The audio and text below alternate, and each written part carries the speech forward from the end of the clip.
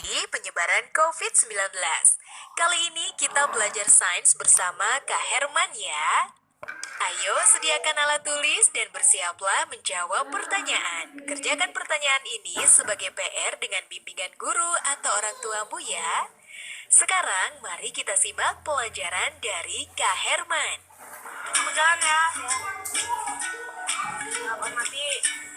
Jelas ya. Ya. Putar main dong. Lah, caturnya kok nggak berantakan sih? Enggak dong, ini kan papan catur ajaib, namanya Magneto. Kan nyari kalau ada orang lagi main jangan iseng. Aku bingung deh. Di rumah, ibuku menempelkan kertas di kulkas, tapi tidak memakai lem. Ibuku menjawab memakai magnet. Dan sekarang papan catur ini aku angkat tidak jatuh juga. Dia bilang pakai magnet juga. Magnet itu apa sih? Kamu kalau mau nanya magnet sama aku, tapi kalau mau dijawab sama Fadil dan Dea. Kirain yang mau jawab kamu.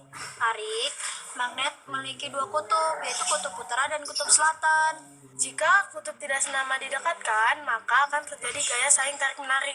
Contohnya, pada catur ini.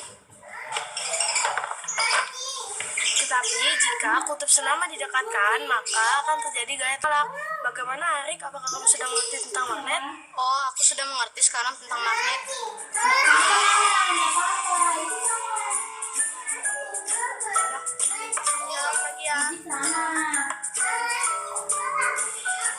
Halo Sobat Tech Science, senang sekali Kak Herman dapat berjumpa kembali dalam program kesayangan kita, Tech Science, Eksplorasi Sains.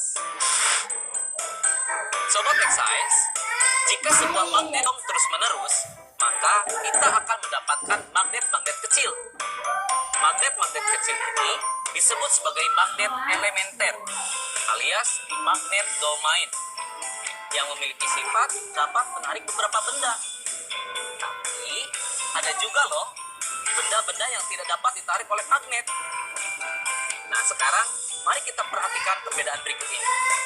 Magnet bisa menarik paku dan klip kertas. Namun magnet tidak dapat menarik sendok, plastik, dan ranting. Paku dan klip kertas termasuk benda magnetis, sedangkan sendok, plastik termasuk benda non-magnetis. Jadi, apa kesimpulannya? Kesimpulannya adalah benda magnetis adalah benda-benda yang dapat ditarik oleh magnet, sedangkan benda non-magnetis adalah benda-benda yang tidak dapat ditarik oleh magnet. Jadi begitu sobat. Sobat Tech Science, sekarang kita simak apa saja sih sifat-sifat magnet itu. Yang pertama, magnet menarik benda magnetis. Benda yang dapat ditarik oleh magnet disebut benda magnetis. Contohnya seperti paku, peniti, penjepit kertas. Sebaliknya, benda yang tidak dapat ditarik oleh magnet disebut benda non-magnetis, seperti kayu, kertas, dan batu.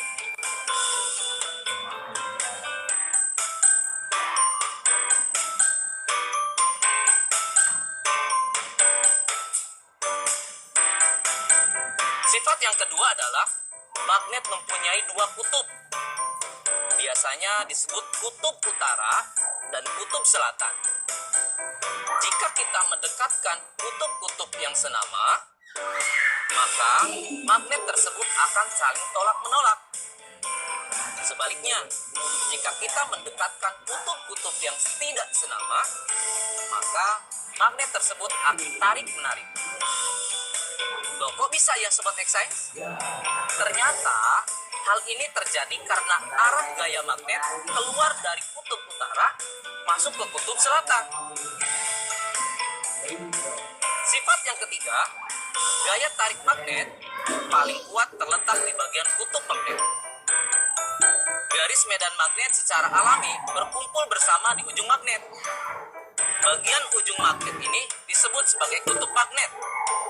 Karena garis gaya magnet berkumpul di ujung magnet, gaya tarik paling kuat terletak di bagian kutubnya. Yang terakhir, gaya magnet dapat menembus benda tertentu. Kekuatan gaya tarik magnet ditentukan oleh ketebalan benda yang menjadi penghalang. antara magnet dengan benda magnetisnya dan jarak antara magnet dengan benda magnetis tersebut. Bagaimana? Menyenangkan bukan belajar sains? Dengan belajar sains, kita menyadari akan kekuasaan Tuhan Yang Maha Esa yang telah menciptakan magnet lengkap dengan keunikan sifat-sifatnya. Sehingga kita dapat menggunakannya untuk kehidupan dan dapat menambah rasa syukur kita. Saatnya kita bernala. Yuk, mari kita bernalar ya. Ada satu magnet batang T, U, dan dua batangan benda yaitu PQ dan RS. Dua batang benda PQ dan RS didekatkan pada magnet TU. Hasilnya ditunjukkan pada tabel berikut ini.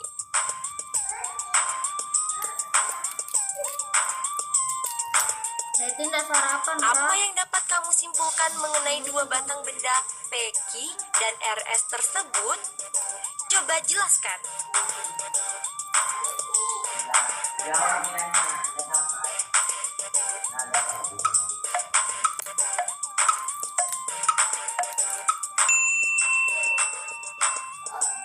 Biasanya PQ adalah magnet, sedangkan RS adalah benda magnetis. PQ adalah magnet karena ketika ujung P didekatkan dengan ujung T, terjadi saling tarik-menarik. Sementara ketika ujung P didekatkan dengan ujung U, terjadi saling tolak-menolak. Begitupun ketika ujung Q didekatkan dengan ujung T, terjadi saling tolak-menolak. Sementara ketika ujung Q didekatkan dengan ujung U, saling tarik-menarik. RS adalah benda magnetis karena ketika semua ujung batang didekatkan ke ujung magnet TU, terjadi saling tarik-menarik.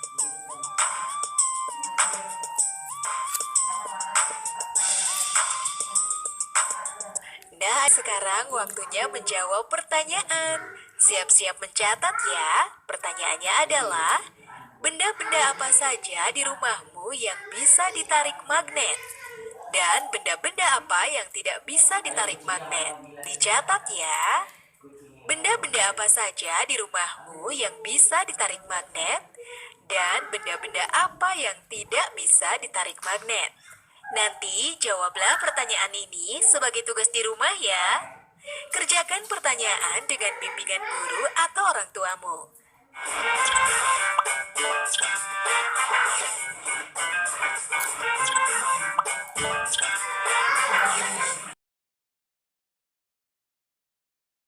Di sini yang tidak tahu kereta api, pasti udah pada tahu kan? Kereta api masih memanfaatkan roda dengan rel sebagai lintasannya, sehingga ketika kereta api melintas pasti akan menimbulkan kebisingan. Tapi apa jadinya ya jika laju pergerakan kereta api ini dipadukan dengan aplikasi dari sifat-sifat magnet? Apakah mungkin manfaat dan sifat-sifat magnet dan kereta api dapat disatukan? Bakal jadi apa ya? Penasaran kan? Yuk, mari kita simak penjelasan narasumber berikut. Halo Sobat X-Science, kembali lagi dalam program kesayangan kita, X-Science, Eksplorasi Sains. Sobat X-Science, kalian tahu nggak sih apa itu kereta maglev? Dalam bahasa Indonesia, kereta maglev disebut dengan kereta levitasi magnetik, atau sering juga disebut dengan kereta magnet. Seperti namanya, prinsip dari kereta magnet ini memanfaatkan gaya magnet untuk mengangkat kereta sampai mengambang alias melayang dan tidak menyentuh rel, sehingga gaya gesek dapat dikurangi. Selain itu, kereta ini juga memanfaatkan magnet sebagai kekuatan pendorongnya. Dengan kecilnya gaya gesek dan besarnya gaya dorong, kereta ini mampu melaju dengan kecepatan sampai 600 km per jam. Jauh lebih cepat dari kereta biasanya. Luar biasa ya kekuatan magnet jika dimanfaatkan pada kereta. Nah, sekarang bagaimana jika diterapkan yang lain ya?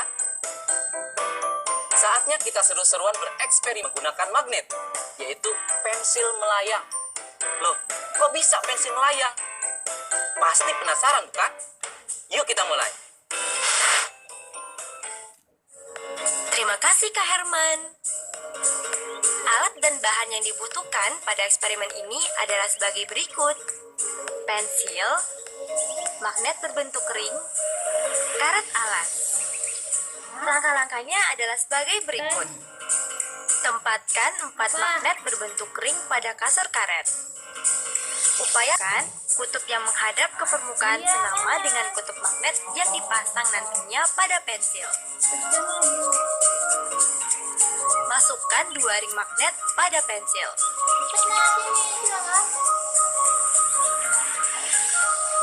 Tempelkan pensil pada sandaran kasur karet. Seketika pensil melayang. Nah, kok bisa sih?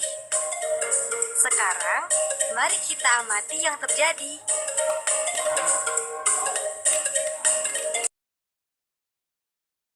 Gaya magnet. Dicatat ya, bagaimana kereta magnet maglev menggunakan gaya magnet.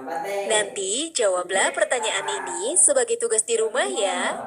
Kerjakan pertanyaan dengan bimbingan guru atau orang tuamu.